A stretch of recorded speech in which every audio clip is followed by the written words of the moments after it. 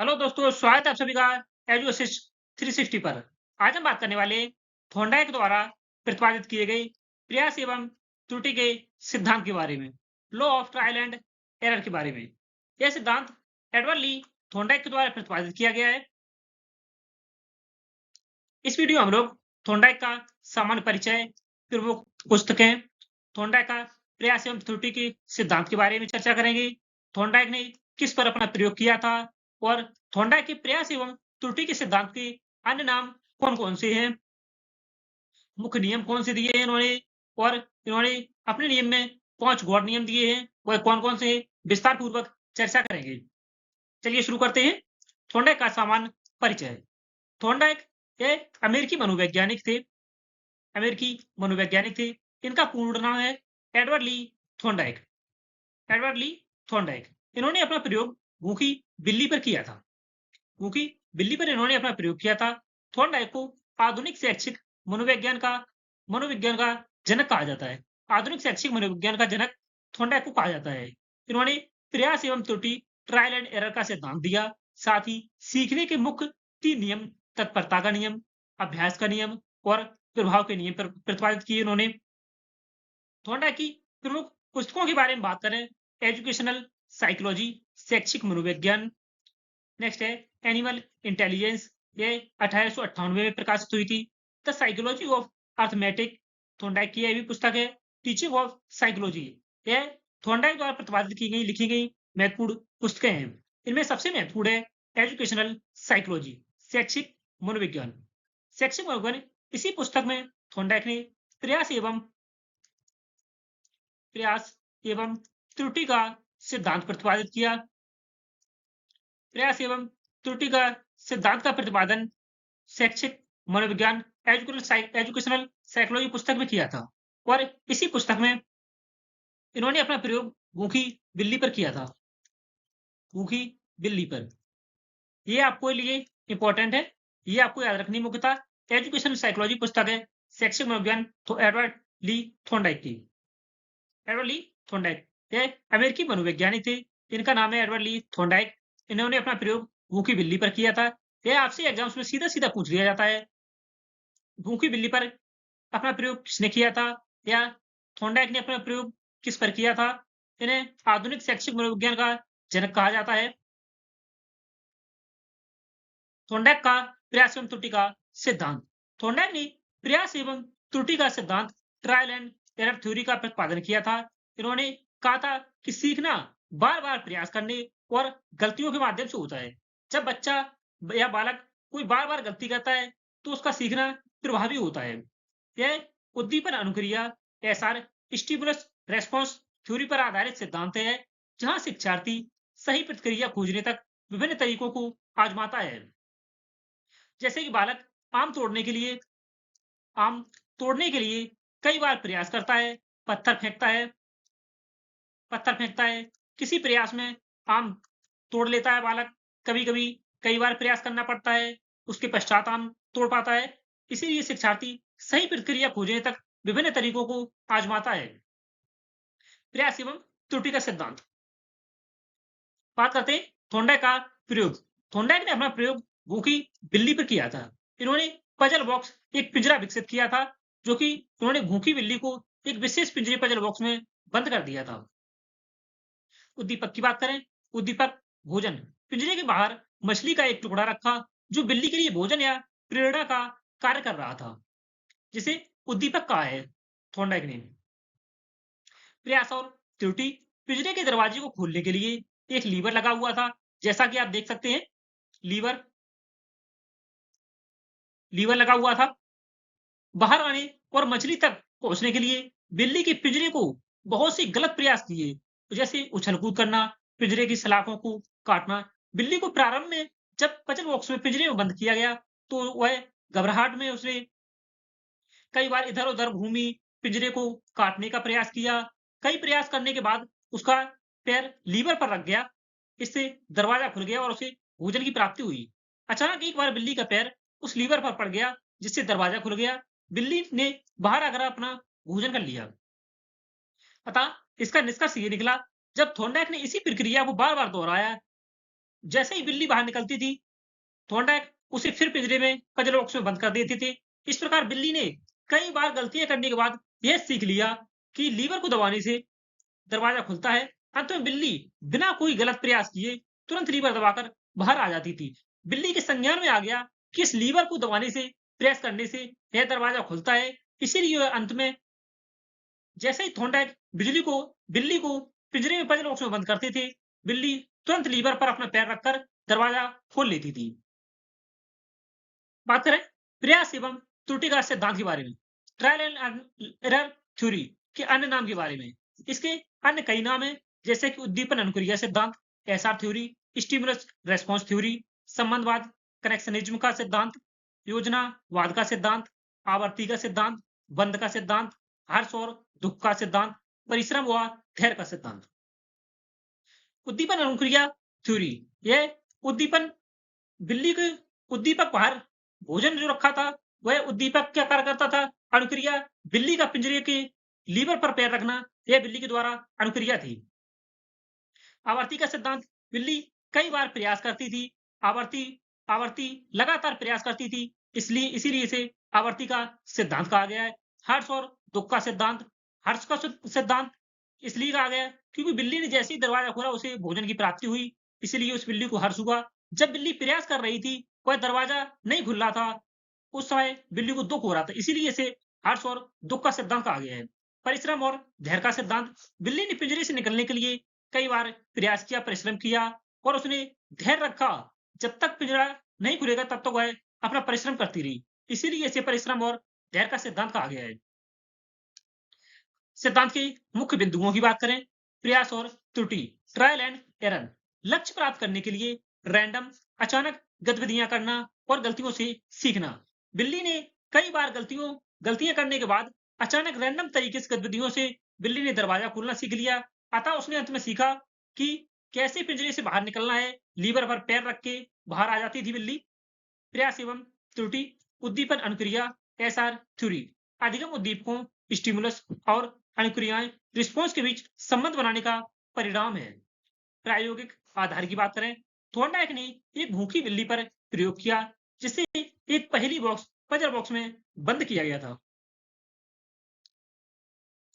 अधिगम के मुख्य नियम, लॉ ऑफ लर्निंग। थॉर्नडाइक ने अधिगम के 3 मुख्य नियम दिए थे। 3 मुख्य नियम और 5 गौड़ नियम दिए थे। 5 गौड़ नियम दिए थे, जो कि 3 मुख्य नियम है, यह अधिक महत्वपूर्ण है और जो गौड़ नियम दिए हैं 5, यह कम महत्वपूर्ण है, परंतु एग्जाम के पॉइंट ऑफ व्यू से यह भी महत्वपूर्ण है। 3 मुख्य नियम, जिनमें से पहला है तत्परता का नियम, लॉ ऑफ रेडीनेस। तत्परता का नियम, जब बालक सीखने के लिए तत्पर होता है, आंतरिक रूप से जब बालक सीखने के लिए मानसिक रूप से तैयार होता है, इसे तत्परता का नियम कहा जाता है। सीखने के लिए शारीरिक और मानसिक रूप से तैयार होना। दूसरा है अभ्यास का नियम, लॉ ऑफ एक्सरसाइज। बार बार अभ्यास करने से संबंध मजबूत होता है और न करने से कमजोर होता है। अभ्यास, बालक यदि कोई कार्य करना सीखता है, कोई कौशल सीखता है, यदि वह अभ्यास बार बार करता रहता है तो वह कौशल और अधिक मजबूत हो जाता है, संबंध मजबूत हो जाता है। यदि वह उस कौशल को, कार्य को करना छोड़ देता है, बंद कर देता है, तो वह कौशल कमजोर हो जाता है, सीखना कमजोर हो जाता है। तीसरा है प्रभाव का नियम, लॉ ऑफ इफेक्ट। यदि प्रयास से संतुष्टि मिलती है तो संबंध मजबूत होता है, यदि असंतोष होता है बालक तो प्रयास तो प्रभाव के नियम के अनुसार बालक कमजोर होता है। प्रयास से संतुष्टि मिलती है, यदि बालक प्रयास करता है और उसे सफलता मिलती है तो वह उसे संतुष्टि मिलती है, यदि वह संतुष्टि मिलती है तो संबंध मजबूत होता है। यदि बालक अपने प्रयास में सफल नहीं होता है तो वह उसे असंतोष की भावना उत्पन्न होती है, इससे बालक के मानसिक रूप से कमजोर हो जाता है। थॉर्नडाइक के गौड़ नियम की बात करें, थॉर्नडाइक ने 5 गौड़ नियम बताए हैं, जिनमें से पहला है मनोवृत्ति का नियम, दूसरा है बहुप्रतिक्रिया का नियम, तीसरा है आंशिक क्रिया का नियम, चौथा है अनुरूपता का नियम और 5वां है सहायक संबंधित परिवर्तन का नियम। थॉर्नडाइक ने यह 5 गौड़ नियम प्रतिपादित किए। चलिए एक एक करके देखते हैं विस्तार पूर्वक। पहला है मनोवृत्ति का नियम। इस नियम के अनुसार सीखने की सफलता व्यक्ति की रुचि, तैयारी और मानसिक स्थिति पर निर्भर करती है। रुचि, तैयारी और मानसिक स्थिति पर निर्भर करती है। यदि बच्चा किसी कार्य में रुचि रखता है, तो उसे जल्दी और बेहतर तौर पर सीखता है। इसलिए शिक्षण में विद्यार्थी की मनोदशा और रुचि का ध्यान रखना चाहिए। किसी कार्य या कौशल को या अध्यापक के द्वारा सिखाई गई किसी कार्य को करने में यदि बालक अपनी रुचि दिखाता है, तैयारी करता है और मानसिक रूप से तैयार होता है, तो वह ऐसा कौशल अधिक सहायक होता है, सफल होता है। सीखने में सफलता प्राप्त होती है बालक को। बच्चा कार्य में रुचि रखता है और उसे जल्दी सीखता है। जब बालक आंतरिक रूप से रुचि रखता है किसी कार्य में, तो वह जल्दी और बेहतर तरीके से सीखता है। इसलिए शिक्षण में विद्यार्थी की मनोदशा और रुचि का ध्यान रखना चाहिए। शिक्षण प्रक्रिया में अध्यापक के द्वारा बालक की उम्र और मानसिक प्रक्रिया, मनोदशा और रुचि का ध्यान रखना चाहिए, जिसमें बालक रुचि रुचि के अनुसार बालक अधिक रुचि लेता हो जिस शिक्षण में, वह शिक्षण अधिक बेहतर और जल्दी सीखता है बालक। दूसरा है बहु प्रतिक्रिया का नियम। जब कोई नया कार्य सीखते समय एक ही सही उत्तर तुरंत नहीं मिलता, तब व्यक्ति अलग-अलग अनेक प्रतिक्रियाएं करता है। शिक्षण करते समय बालक जब कोई सही उत्तर तुरंत नहीं मिलता, तब बालक अनेक प्रकार से अनुक्रियाएं करता है। वह उस समस्या का समाधान ढूंढने का प्रयास करता है, अनेक प्रतिक्रियाएं करता है। इनमें से जो प्रतिक्रिया सफल होती है, वही आगे टिकती है। अर्थात जिस बालक ने जिस प्रक्रिया से सफलता प्राप्त की है, उसी प्रक्रिया के अनुरूप वह आगे भी उस कार्य को करने में सहायक होता है। यानी सीखना ट्रायल एंड एरर के माध्यम से होता है, आगे बढ़ता है। तीसरा है आंशिक क्रिया का नियम। इस नियम के अनुसार व्यक्ति पूरे कार्य को एक साथ न सीखकर उसे अलग-अलग भागों के बारे में अलग-अलग भागों के माध्यम से सीखता है। जैसे साइकिल चलाना सीखते समय पहले संतुलन, फिर पेडल, फिर दिशा नियंत्रण सीख जाता है। यह नियम बताता है कि जटिल कार्यों को छोटे-छोटे भागों में बांटकर सीखना अधिक प्रभावी होता है। किसी कार्य को व्यक्ति पूरे कार्य को एक साथ नहीं सीखता है। जैसे-जैसे वह कोई कार्य करने लगता है, धीरे-धीरे वह सीखता जाता है, गलतियाँ करता है, गलतियों करने के साथ-साथ ही वह सीख जाता है। जैसे साइकिल चलाने के लिए बालक पहले संतुलन बनाता है, साइकिल को पकड़ना सीखता है, फिर पेडल पर पैर रखता है, धीरे-धीरे चलाने का प्रयास करता है, फिर दिशा नियंत्रण करता है, आगे देखता है कि हमें किस दिशा में जाना है। इसी प्रकार अलग-अलग भागों को अलग-अलग भागों के बारे में किसी कार्य को रखकर छोटे-छोटे भागों में बाँटकर सीखना अधिक प्रभावी होता है। चौथा है अनुरूपता का नियम। इस नियम के अनुसार सीखने की प्रक्रिया में व्यक्ति उन कार्यों को जल्दी सीखता है जो उसकी पूर्व अनुभूतियों या समान परिस्थितियों से मिलते-जुलते हैं। जैसे बालक ने साइकिल चलाना, संतुलन बनाना, पेडल पर पैर रखना, फिर दिशा नियंत्रण करना सीख लिया, अर्थात बालक साइकिल चलाना सीख गया। साइकिल चलाने सीखने के पश्चात उसे motor car, motor bike motor bike चलाना जल्दी सीख सकता है बालक। अर्थात पूर्व अनुभूतियों और समान परिस्थितियों के माध्यम से बालक समान परिस्थितियां मिलती-जुलती हैं, तो बालक जल्दी सीखता है। जैसे पुराने अनुभव नए सीखने में सहायक होते हैं। इसलिए शिक्षक को नई बातों को पहले से ज्ञात बातों से जोड़कर समझाना चाहिए। पांचवा है अंतिम सहायक या संबंधित परिवर्तन का नियम। इस नियम के अनुसार जब किसी एक स्थिति में बड़ी प्रतिक्रिया थोड़े परिवर्तन के साथ दूसरी समान स्थिति में भी लागू हो जाती है, तो उसे संबंधित परिवर्तन नियम कहते हैं। अर्थात जब किसी स्थिति में बड़ी प्रतिक्रिया जैसे थोड़े परिवर्तन के साथ थोड़े परिवर्तन के साथ समान स्थिति में भी लागू होती है, उसे संबंधित परिवर्तन का नियम कहते हैं। जैसे बालक ने पहले साइकिल चलानी सीखी, तत्पश्चात बाइक चलानी सीखी, मोटर बाइक चलानी सीखी। उसके पश्चात बालक गाड़ी, 4 पहिए की या ट्रैक्टर चलाना सीखता है। अर्थात समान परिस्थितियों में बालक जल्दी जल्दी सीखता है। इसे संबंधित परिवर्तन का नियम कहा जाता है। जैसे कोई छोटा बालक है, पहले वह रेंगना सीखता है, रहना सीखता है, फिर खड़ा होना, फिर खड़ा होना सीखता है, खड़ा होना, फिर धीरे-धीरे चलना सीखता है, फिर दौड़ना सीखता है, भागना सीखता है, अर्थात समान परिस्थितियों का नियम इस पर लागू होता है। थोड़े परिवर्तन के साथ दूसरी समान स्थिति में भी लागू होता है। यानी लर्न्ड इस रिस्पॉन्स का ट्रांसफर दूसरी सिमिलर सिचुएशन में होता है। यह नियम अधिगम के स्थानांतरण को समझाने में मदद करता है। बात करते हैं निष्कर्ष की। निष्कर्ष, थॉर्नडाइक द्वारा 3 मुख्य नियम और 5 गौण नियम दिए गए हैं। उनका निष्कर्ष क्या है? देखते हैं। तत्परता का नियम। मुख्य नियम थे तत्परता का नियम, अभ्यास का नियम और प्रभाव का नियम।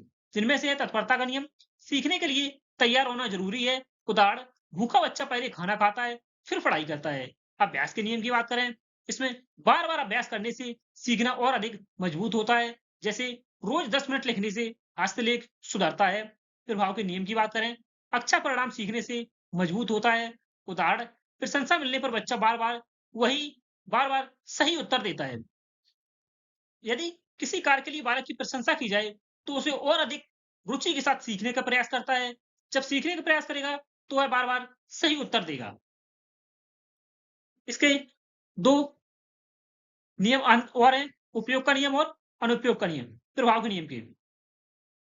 प्रयोग करने से संबंध मजबूत होता है। नियमित गणित अभ्यास से सूत्र याद रहते हैं। अनुपयोग अनुपयोग का नियम, न करने से संबंध कमजोर होता है। लंबे समय तक भाषा न बोलने से वह भूलने लगती है। 5 गौड़ नियम की बात करें, बहुप्रक्रिया। अनेक प्रयासों से सही उत्तर मिलता है। उदाहरण, ताला खोलते समय कई चाबियां आजमाना। आंशिक क्रिया का नियम, ये इसका सरल अर्थ है, कार्य को भागों में छोटे-छोटे भागों में बांटकर सीखना अधिक प्रभावी होता है। उदाहरण है, साइकिल चलाना, संतुलन, पेडल और दिशा निश्चित करना। तीसरा है अनुरूपता। इसका अर्थ है समान अनुभव से जल्दी सीखना। उदाहरण है, नई मशीन पुराने स्विच जैसी लगे। संबंधित परिवर्तन, इसका अर्थ है सीधी बात को समान स्थिति में लागू करना। उदाहरण है, एक पैटर्न का प्रश्न हल करके दूसरे समान प्रश्न हल करना। अंत में मनोवृत्ति, रुचि और तैयारी से सीखना आसान होता है। उदाहरण है, मन लगाकर पढ़ने वाला बच्चा जल्दी सीखता है। चलिए, इस टॉपिक से संबंधित हमने 30 से अधिक एमसीक्यूज लिए हैं, जिनमें से पहला है, which educational practice would Thorndike most likely oppose? निम्नलिखित में से किस शैक्षिक प्रक्रिया का थॉर्नडाइक सर्वाधिक विरोध करते थे? तो ऑप्शन ए, अभ्यास आधारित शिक्षण। यह सही है। इसमें अभ्यास के आधार पर शिक्षण सीखने का अभ्यास का नियम दिया था थॉर्नडाइक ने। तात्कालिक प्रतिपुष्टि। तीसरा है, शिक्षार्थी की तत्परता के बिना अधिगम। चौथा है, सकारात्मक पुनर्बलन। सकारात्मक पुनर्बलन से संबंधित है। जब बालक की किसी कार्य के लिए प्रशंसा की जाती है, तो वह सकारात्मक पुनर्बलन का कार्य करता है। प्रश्न में पूछा गया है, किस शैक्षिक प्रक्रिया का थॉर्नडाइक सर्वाधिक विरोध करती थी? थॉर्नडाइक ने तत्परता का नियम प्रतिपादित किया है। शिक्षार्थी की ऑप्शन सी में दिए गए शिक्षार्थी की तत्परता के बिना अधिगम, यह कथन गलत है। यह कथन गलत है। सही आंसर हो जाएगा ऑप्शन सी। थॉर्नडाइक ने तत्परता के आधार पर तत्परता का नियम प्रस्तुत किया था और इसमें दिया गया है शिक्षार्थी की तत्परता के बिना अधिगम, यह कथन गलत है। सही आंसर है ऑप्शन सी। थॉर्नडाइक इस प्रक्रिया का विरोध करते थे। नेक्स्ट है, according to Thorndike learning mainly occurs through. Thorndike के अनुसार सीखना मुख्यतः किसके द्वारा होता है?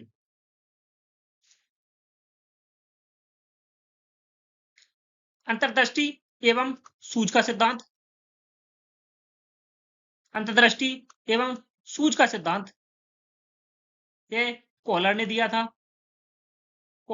था और इन्होंने अपना प्रयोग बनमानुस पर किया था। बनमानुस चिंपांजी पर किया था। कॉलर ने अपना प्रयोग बनमानुस चिंपैंजी पर अपना प्रयोग किया था। सूझ एवं अंतर्दृष्टि का सिद्धांत कॉलर ने दिया था। दूसरा है कंडीशनिंग अनुबंधन। तीसरा है ट्रायल एंड एरर प्रयास एवं भूल। चौथा है इमिटेशन अनुकरण। से आंसर हो जाएगा option C trial and error. प्रयास एवं त्रुटि या भूल का सिद्धांत थॉर्नडाइक के द्वारा प्रतिपादित किया था। उनके अनुसार सीखना बार-बार प्रयास और गलतियों के माध्यम से होता है। सही आंसर है ऑप्शन सी। नेक्स्ट है the law of effect states that प्रभाव का नियम बताता है कि option A practice increases learning अभ्यास से अधिगम बढ़ता है। Option B satisfying responses are strengthened संतोषजनक प्रतिक्रियाएं मजबूत होती हैं। Option C punishment improves learning दंड से अधिगम बढ़ता है। या option D learning occurs suddenly अधिगम अचानक होता है।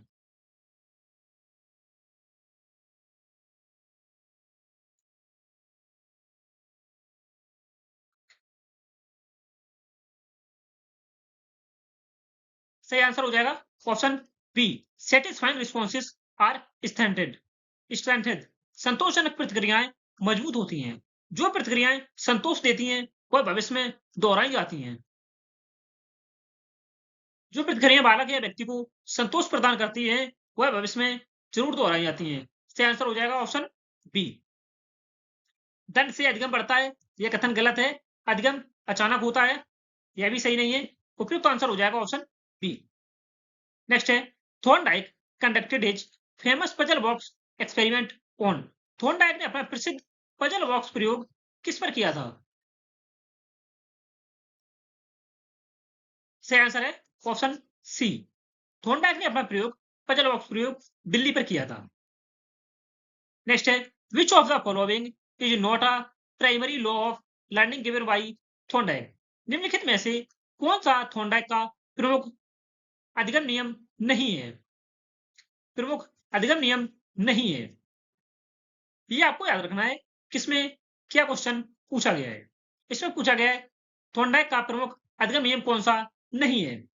थॉर्नडाइक ने तत्परता का नियम दिया था, सत्य है। लॉ ऑफ एक्सरसाइज अभ्यास का नियम दिया, यह भी सत्य है। लॉ ऑफ इफेक्ट प्रभाव का नियम दिया, यह भी सत्य है।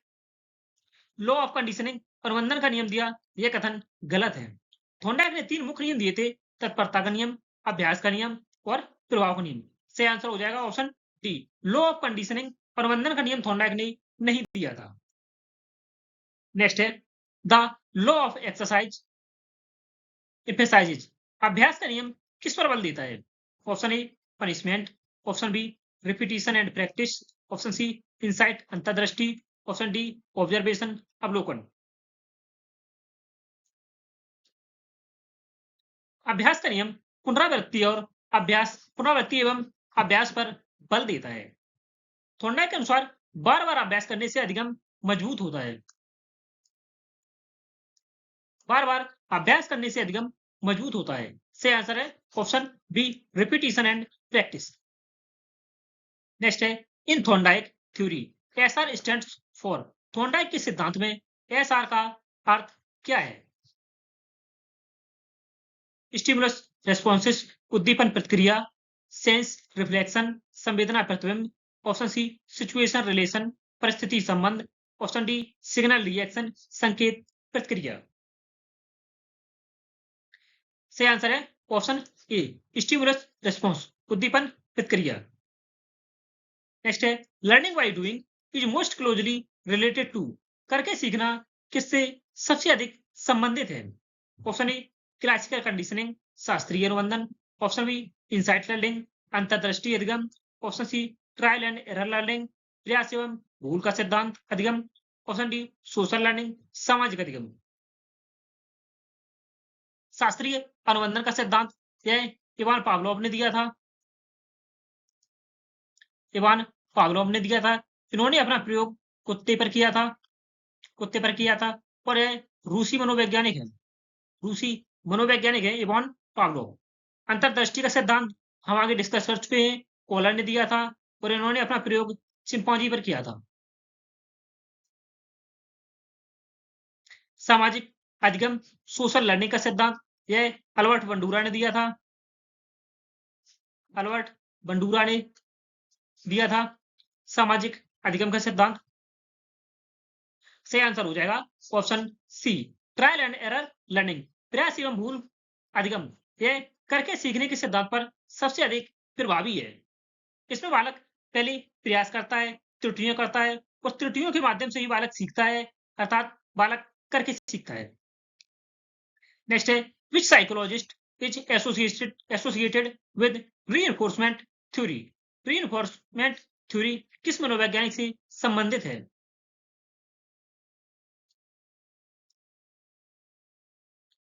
से आंसर है ऑप्शन सी, स्किनर से संबंधित।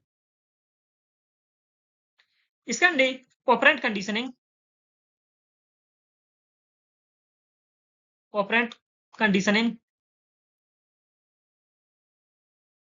एवं रीइंफोर्समेंट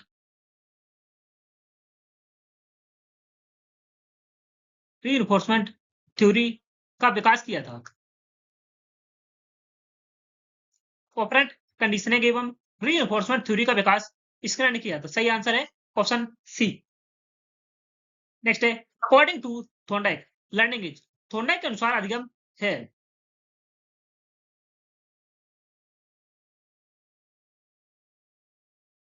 सही आंसर है ऑप्शन बी। थॉर्नडाइक के अनुसार अधिगम ग्रेजुअल क्रमिक है। अधिगम बार बार प्रयासों के माध्यम से धीरे धीरे विकसित होता है। धीरे धीरे विकसित होता है। धीरे धीरे विकसित होता है। नेक्स्ट है the law of readiness is related to. तत्परता का नियम किससे संबंधित है? बालक जब कोई कार्य या कौशल सीखने के लिए आंतरिक रूप से जब तैयार होता है, तत्पर होता है, तब कौशल अधिक प्रभावी होता है। मेंटल प्रिपेयर्डनेस, मानसिक तैयारी। से आंसर है ऑप्शन बी। नेक्स्ट है Thorndike theory belongs to which school of psychology. Thorndike का सिद्धांत मनोविज्ञान की किस शाखा से संबंधित है?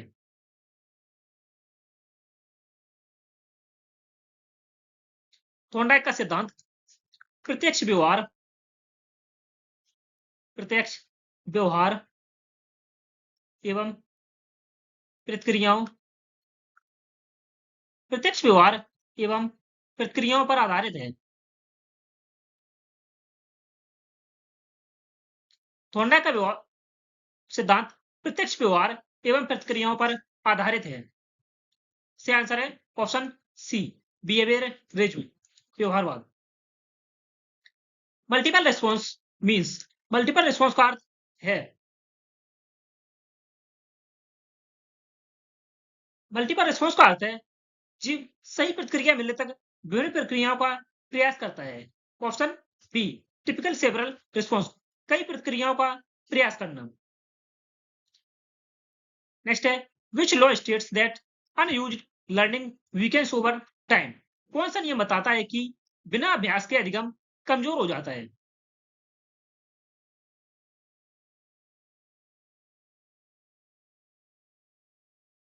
सही आंसर है option B, law of use and disuse, उपयोग एवं अनुप्रयोग का नियम। उपयोग का नियम बताता है कि अधिगम अभ्यास के साथ साथ और अधिक मजबूत हो जाता है, और अनुप्रयोग का नियम बताता है कि अधिगम अभ्यास के न करने से अधिगम कमजोर हो जाता है। सही आंसर है ऑप्शन बी, उपयोग एवं अनुप्रयोग का नियम। Thorndike opposed the idea of. Thorndike किस विचार के विरोधी थे?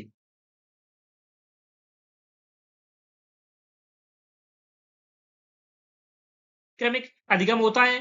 थॉर्नडाइक के अनुसार सत्य अभ्यास का नियम थॉर्नडाइक ने दिया। मोटिवेशन प्रेरणा, यह भी सत्य। अचानक अंतर्दृष्टि, सडन इंसाइट, ये थॉर्नडाइक के अनुसार शिक्षण अधिगम अचानक नहीं होता बल्कि क्रमिक रूप से होता है। सही आंसर है ऑप्शन सी। नेक्स्ट है the major criticism of Thorndike theory is that. Thorndike के सिद्धांत की मुख्य आलोचना क्या है?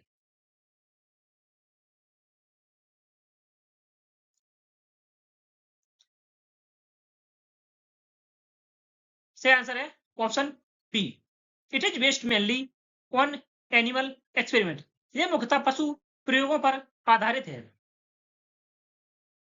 थॉर्नडाइक ने अपना प्रयोग पशुओं पर किया था, अर्थात पशु प्रयोगों पर आधारित है। बिल्ली पर इन्होंने अपना प्रयोग किया था। नेक्स्ट है according to Edward Lee Thorndike which statement best explains the nature of learning.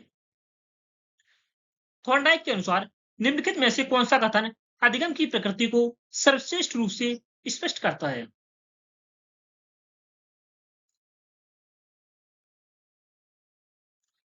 Option A, अधिगम अंतर्दृष्टि द्वारा अचानक होता है। अधिगम थोंडाई के अनुसार अधिगम अचानक नहीं होता बल्कि क्रमिक रूप से होता है। क्रमिक रूप से होता है, अचानक नहीं होता है। ऑप्शन बी, अधिगम प्रयास एवं भूल द्वारा उद्दीपन प्रतिक्रिया संबंध स्थापित करने की प्रक्रिया है। यह कथन सत्य है। अधिगम पूर्णतः परिपक्वता पर निर्भर करता है। अधिगम केवल अनुकरण द्वारा होता है। सबसे उपयुक्त आंसर हो जाएगा ऑप्शन बी, अधिगम प्रयास एवं त्रुटि, प्रयास एवं भूल का सिद्धांत दिया गया था थोंडाई के द्वारा, जिसमें उद्दीपन प्रतिक्रिया संबंध स्थापित करने पर बल दिया गया था। नेक्स्ट है, which of the following situation is the best example of the law of effect. निम्नलिखित में से कौन सी स्थिति प्रभाव के नियम का सर्वोत्तम उदाहरण है।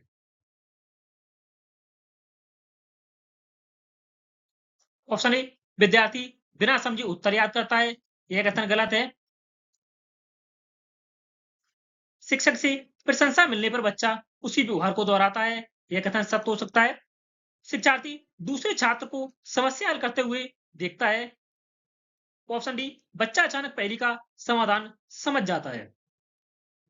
बच्चे में अचानक ज्ञान विकसित नहीं होता है, वह क्रमिक रूप से सीखता है। अचानक पहेली हल नहीं कर सकता, पहले वह गलतियां करेगा, गलतियों के माध्यम से वह बाद में सीखेगा। शिक्षार्थी दूसरे छात्र को समस्या हल करते हुए देखता है, इसका कोई अर्थ नहीं है। शिक्षक से प्रशंसा मिलने पर बच्चा उसी व्यवहार को दोहराता है। यह कथन सत्य है। प्रभाव के नियम के अनुसार बालक संतोषजनक संतोषजनक परिणाम व्यवहार संतोषजनक परिणाम व्यवहार को मजबूत करते हैं।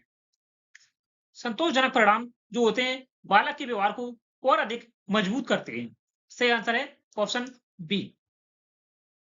Thorndike puzzle box experiment primarily demonstrated that. Thorndike के पजल बॉक्स का प्रयोग ने मुख्यतः यह सिद्ध किया कि ऑप्शन ए, पशु अवलोकन द्वारा सीखते हैं। ऑप्शन बी, अधिगम असफल प्रयासों से युक्त क्रमिक प्रक्रिया है। अधिगम सभी अधिगम का आधार अंतर्दृष्टि है। अधिगम के लिए दंड आवश्यक है। अधिगम के लिए दंड आवश्यक है, यह कथन गलत है। सभी अधिगम का आधार अंतर्दृष्टि है, यह भी कथन गलत है। असफल अधिगम असफल प्रयासों से युक्त क्रमिक प्रक्रिया है, यह कथन सत्य हो सकता है। पशु अवलोकन द्वारा सीखते हैं, यह भी कथन गलत है। पशु पशु या मनुष्य अवलोकन द्वारा ही नहीं बल्कि वह किसी कार्य को करके भी सीखते हैं। पशु में जैसे थॉर्नडाइक की बात की गई है, थॉर्नडाइक ने अपने प्रयोग में बिल्ली पर अपना प्रयोग किया। बिल्ली पर प्रयोग किया। बिल्ली ने गलतियां करने के बाद उसे सही लीवर को दबाना सीख लिया, वो अंत में भोजन को प्राप्त किया। इसलिए वह अवलोकन के द्वारा नहीं बल्कि बिल्ली ने अपने आप को कार्य करने में समायोजित कर उस कार्य को सीखा करके सीखा अर्थात करके भोजन को लीवर को खोलकर भोजन को प्राप्त किया। से आंसर हो जाएगा ऑप्शन बी। अधिगम असफल प्रयासों से युक्त क्रमिक प्रक्रिया है, अर्थात अधिगम में पहले गलतियां करता है बालक, फिर क्रमिक प्रक्रिया गलतियां करने के साथ साथ वह प्रयास करता रहता है। एक क्रमिक प्रक्रिया ऐसी आती है जब वह सफल हो जाता है। नेक्स्ट है, which of the following laws was later modified by Thorndike because he realized punishment that they not always weaken behavior effectively। Thorndike ने निम्नलिखित में से किस नियम में बाद में संशोधन किया क्योंकि उन्होंने पाया कि दंड हमेशा व्यवहार को प्रभावी रूप से कमजोर नहीं करता।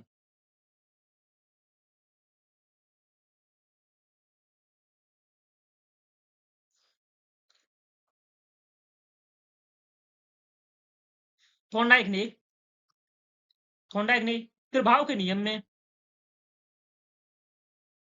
प्रभाव के नियम में प्रभाव के नियम में संशोधन करते हुए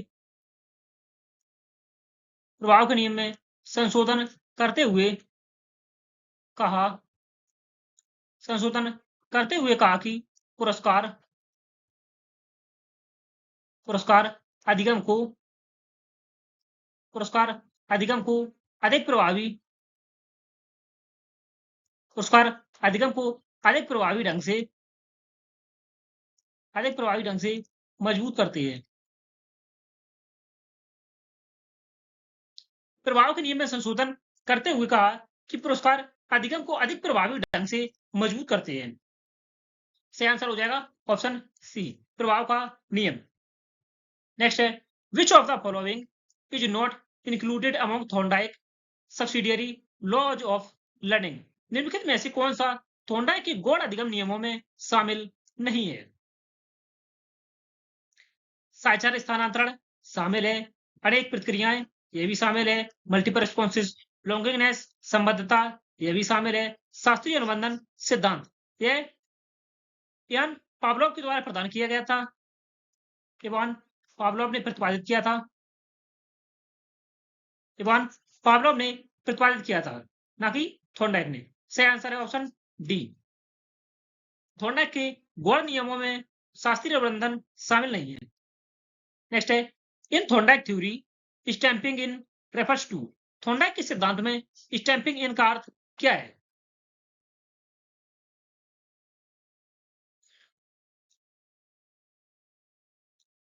सही आंसर है ऑप्शन बी, संतोष द्वारा सफल प्रतिक्रियाओं का मजबूत होना स्टैंपिंग इनका अर्थ है। नेक्स्ट है, which classroom practice is most consistent with Thorndike law of exercise?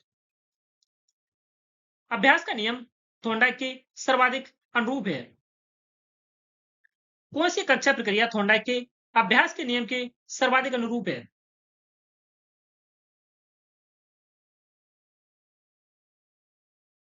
केवल ऑप्शन ए, केवल मौन अवलोकन से प्रोत्साहित करना। ऑप्शन बी, बार बार पुनरावृत्ति एवं अभ्यास का परीक्षण। ऑप्शन सी, गृह कार्य को पूर्णतः समाप्त करना। या ऑप्शन डी, केवल व्याख्यान पर निर्भर रहना।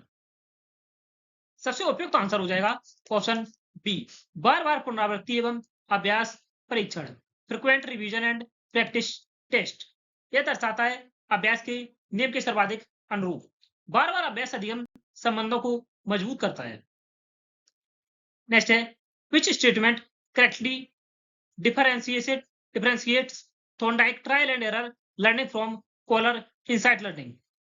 निम्नलिखित में से कौन सा कथन थॉर्नडाइक के प्रयास एवं भूल सिद्धांत तथा कॉलर के अंतर्दृष्टि अधिगम में सही अंतर स्पष्ट करता है? थॉर्नडाइक ने अचानक समझ पर बल दिया, जबकि कॉलर ने पुनरावृत्ति पर। यह कथन गलत है। थॉर्नडाइक ने अचानक समझ पर नहीं बल्कि क्रमिक समझ पर अपना बल दिया था। ऑप्शन बी है, थॉर्नडाइक ने अधिगम को क्रमिक माना, जबकि कॉलर ने इसे अचानक एवं अर्थपूर्ण माना। यह कथन सत्य है। थॉर्नडाइक ने अधिगम को क्रमिक माना था और कॉलर ने अचानक एवं अर्थपूर्ण अधिगम माना है। दोनों मानते थे कि अधिगम केवल अनुबंधन द्वारा होता है। ऑप्शन डी, दोनों ने अधिगम को में प्रेरणा की भूमिका को अस्वीकार किया है। ऑप्शन सी और डी गलत है। सही आंसर है ऑप्शन बी, थॉर्नडाइक ने अधिगम को क्रमिक माना, जबकि कॉलर ने इसे अचानक एवं अर्थपूर्ण माना है। नेक्स्ट है, Thorndike law of effect became the foundation for which later psychologist concept? Thorndike का प्रभाव का नियम आगे चलकर किस मनोवैज्ञानिक अवधारणा का आधार बना?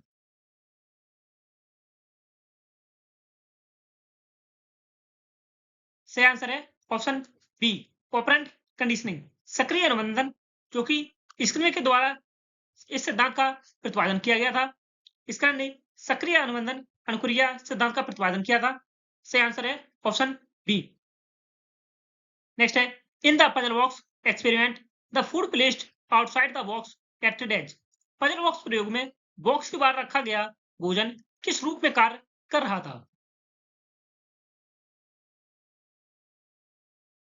सही आंसर है ऑप्शन बी, पुनर्वलन अथवा प्रेरक, रीइंफोर्समेंट और मोटिवेटर का कार्य कर रहा था भोजन। नेक्स्ट है, which of the following best represents Thorndike connectionism? निम्नलिखित में से कौन सा थॉर्नडाइक के कनेक्शनिज्म को सर्वोत्तम रूप से व्यक्त करता है?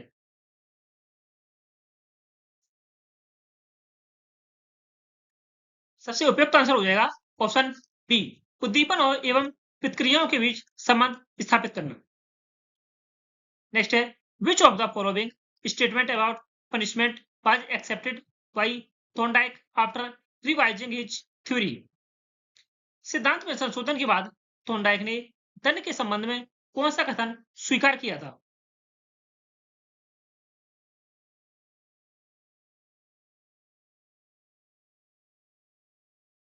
से आंसर है ऑप्शन सी। अधिगम में पुरस्कार सामान्यतः दंड से अधिक प्रभावी होता है। थॉर्नडाइक ने निष्कर्ष निकाला कि पुरस्कार अधिगम को दंड की अपेक्षा अधिक प्रभावी रूप से मजबूत करता है, अर्थात अधिगम में पुरस्कार दंड से अधिक प्रभावी होता है। नेक्स्ट है which of the following is the most suitable example of law of multiple responses. निम्नलिखित में से कौन सा अनेक प्रतिक्रिया के नियम का सबसे उपयुक्त उदाहरण है? बच्चा हर समस्या के लिए केवल एक ही विधि अपनाता है, गलत है यह कथन। विद्यार्थी सही उत्तर मिलने तक विभिन्न विधियों का प्रयास करता है, प्रयास के सिद्धांत पर आधारित है यह कथन। शिक्षार्थी बिना अभ्यास के तथ्यों को याद करता है, बच्चा केवल दूसरों को देखकर सीखता है। ऑप्शन डी गलत है, वह केवल दूसरों को देखकर सीखता है, वह करके भी सीख सकता है। शिक्षार्थी बिना अभ्यास के तथ्यों को याद कर सकता है, यह भी गलत है। सही आंसर हो जाएगा ऑप्शन बी। विद्यार्थी सही उत्तर मिलने तक विभिन्न विधियों का प्रयास करता है। विद्यार्थी सफल प्रतिक्रिया मिलने तक पहले अनेक प्रक्रियाओं का प्रयास करता है, इसके बाद वह सही अनुक्रिया तक सही परिणाम तक पहुंचता है। नेक्स्ट है Thorndike theory is considered mechanistic because. Thorndike के सिद्धांत को यांत्रिक मैकेनिस्टिक इसलिए माना जाता है क्योंकि यह मुख्यतः प्रत्यक्ष उद्दीपन प्रतिक्रिया संबंधों पर केंद्रित है। ऑप्शन बी यह अभ्यास को पूर्णतः अनदेखा करता है। ऑप्शन सी यह सभी प्रकार के पुनर्बलन को अस्वीकार करता है। या ऑप्शन डी यह केवल अंतर्दृष्टि अधिगम का समर्थन करता है।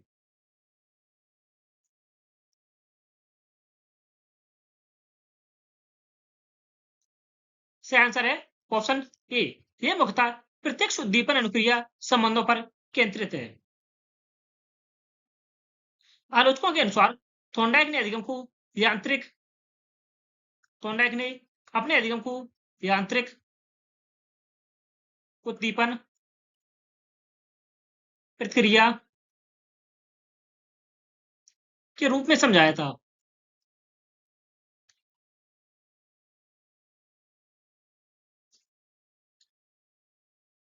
नेक्स्ट है which of the following laws emphasises emotion satisfaction in learning. निम्नलिखित में से कौन सा नियम अधिगम में भावनात्मक संतोष पर बल देता है?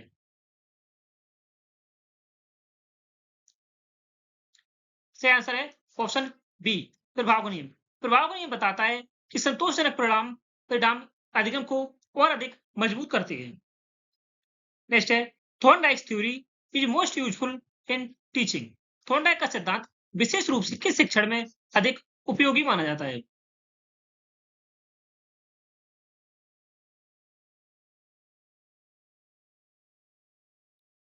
ऑप्शन ए गतिशील कौशल एवं आदत निर्माण। ऑप्शन बी केवल अमूर्त दर्शन। ऑप्शन सी स्वप्न व्याख्या। या ऑप्शन डी बिना अभ्यास के नैतिक उपदेश। अधिगम में इस सिद्धांत में थॉर्नडाइक ने केवल अमूर्त दर्शन इन शब्दों का कोई प्रयोग नहीं किया है। स्वप्न व्याख्या इसका भी कोई अर्थ नहीं है और बिना अभ्यास के नैतिक उपदेश यह भी कथन गलत है।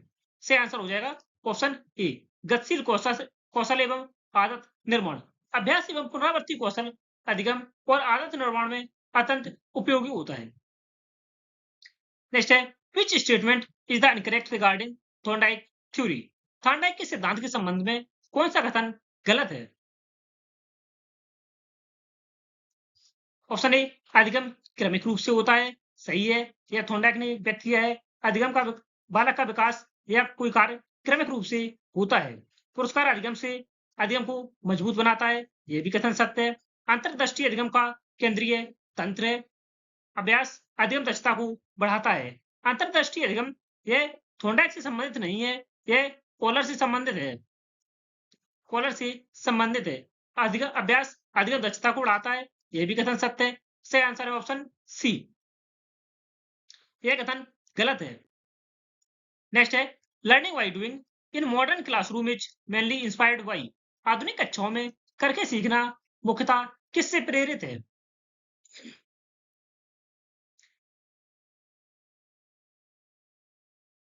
सही आंसर है ऑप्शन ए, प्रयास एवं भूल का सिद्धांत, ट्रायल एंड एरर लर्निंग।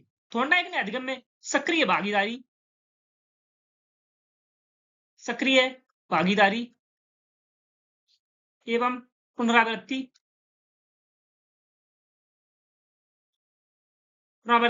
पर बल दिया है। सक्रिय भागीदारी एवं पुनरावृत्ति पर बल दिया है थॉर्नडाइक ने। सही आंसर है ऑप्शन ए।